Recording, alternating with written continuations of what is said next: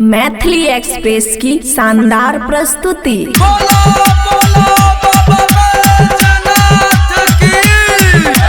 DJ राजा, DJ राजा, DJ राजा,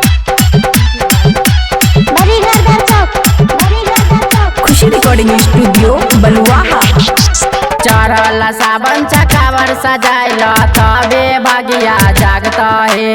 चढ़ल सावन चकावर सजाइल तबे भगिया जागता है। भोला बाबा के जलवा चढ़ब डबल बेटा है। भोला बाबा के जलवा चढ़ब डबल बेटा है।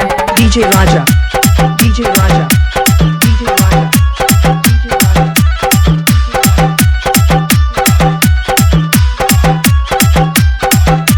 भोला बाबा के जलवा चढ़ब डबल बेटा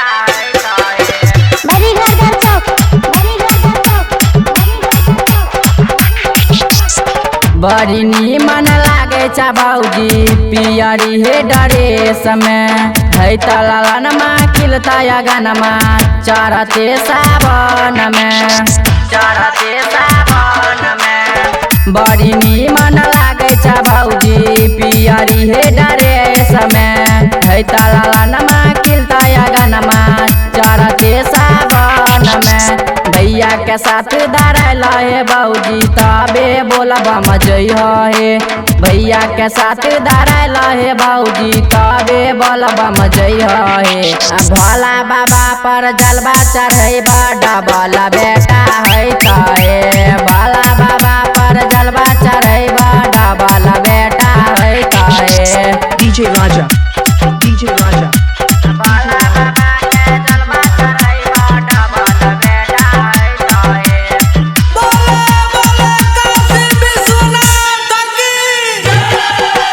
खुशी रिकॉर्डिंग स्टूडियो बलुआहा।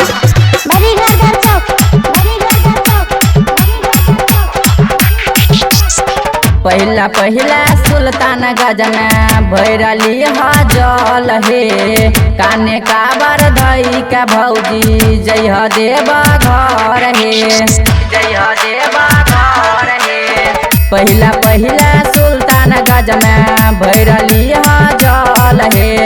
काने काबर धई के भौजी जय देव घर हे। बाबा के नाम जपिया है भौजी कोनो दुख न है। बाबा के नाम जपिया है भौजी।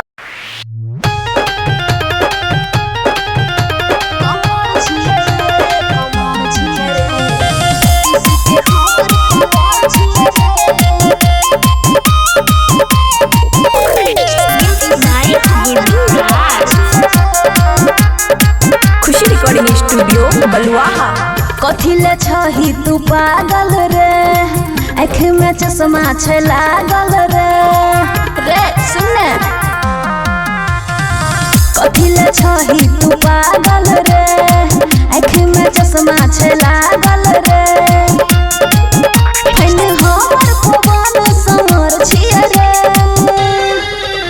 कमर छियै रे, कमर छियै रे। 32 के हमर कमर छियै रे, कमर छियै रे, कमर छियै रे। 32 के हमर कमर छियै रे।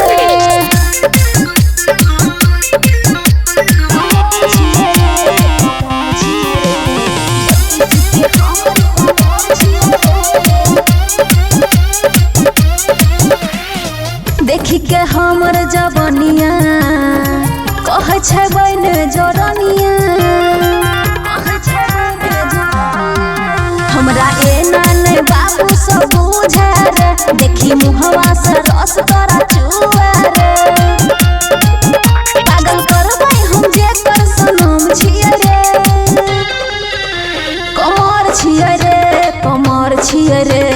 32 के हमर कमर छियै रे, कमर छियै रे, कमर छियै रे। 32 के हमर कमर छियै रे।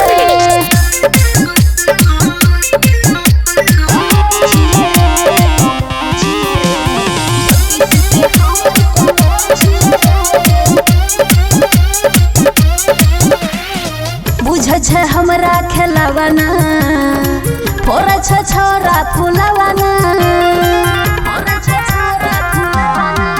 देखी मुहवा से रस चुबे ठोपे ठोप कह छौरा सब ढोरी के तोपे तो सब छौरा के हम करम छिए रे कमर छिए रे कमर छिए रे 32 के हमर कमर छिए रे कमर छिए रे कमर छिए रे 32 के हमर कमर छिए रे।